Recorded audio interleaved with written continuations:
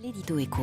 Fermé après 21h, le magasin Sephora des Champs-Élysées ne pourra plus ouvrir jusqu'à minuit. Les syndicats ont gagné, la Cour d'appel de Paris leur a donné raison. Nicolas Barré, bonjour. Bonjour Thomas. C'est une décision qui est quand même pas très facile à comprendre. Ah franchement oui, c'est absurde. Les salariés concernés étaient tous volontaires pour gagner plus en travaillant tard.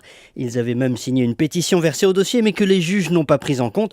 Cela dit, il ne faut pas leur en vouloir aux juges. Ils ont appliqué une loi absurde, anachronique. Alors vous allez me dire, c'est une petite histoire, mais des histoires comme celle-ci, il y en a de multiples. L'an dernier, les Galeries Lafayette et le BHV avaient été interdits d'ouverture de 20h à 21h pendant les soldes. Le soir, à l'heure du prime time, citoyen Thomas, en vertu des lois de la République, vous avez le droit de consommer de la télé, mais pas de faire du shopping, ou alors sur Internet. Sur Amazon, voilà, ou sur Internet, 24 heures sur 24.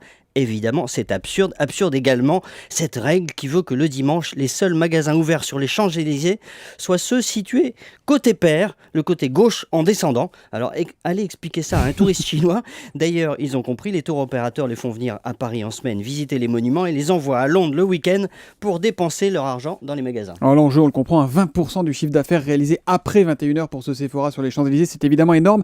Mais cela dit, Nicolas, c'est bien qu'il y ait des règles quand même, notamment pour l'ouverture du dimanche. On en a déjà beaucoup parlé. L'ouverture le dimanche, c'est terrible, vous vous rendez compte? Ça risquerait de créer des emplois.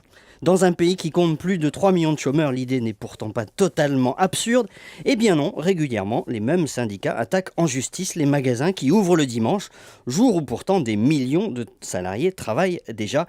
Un chiffre, l'ouverture des grands magasins, ne serait-ce que 15 dimanches par an, permettrait de créer en net 20 000 emplois. C'est l'équivalent de 7 fois l'usine PSA d'Aulnay qui emploie 3 000 personnes.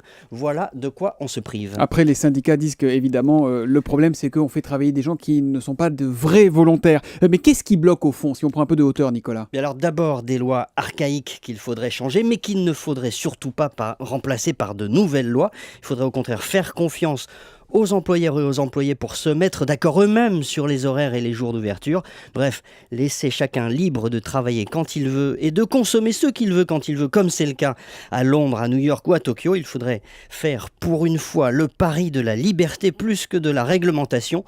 Moins de lois archaïques, moins de règles absurdes. On peut faire le pari aussi qu'au bout du compte, cela se traduirait par moins de chômage. Il ne reste plus qu'à essayer. Et je retiens ce chiffre que vous nous donnez ce matin, Nicolas Barré. Si on ouvrait 15 dimanches par an les grands magasins, ça créerait 20 000 emplois, soit 7 fois l'usine PSA d'Aulnay.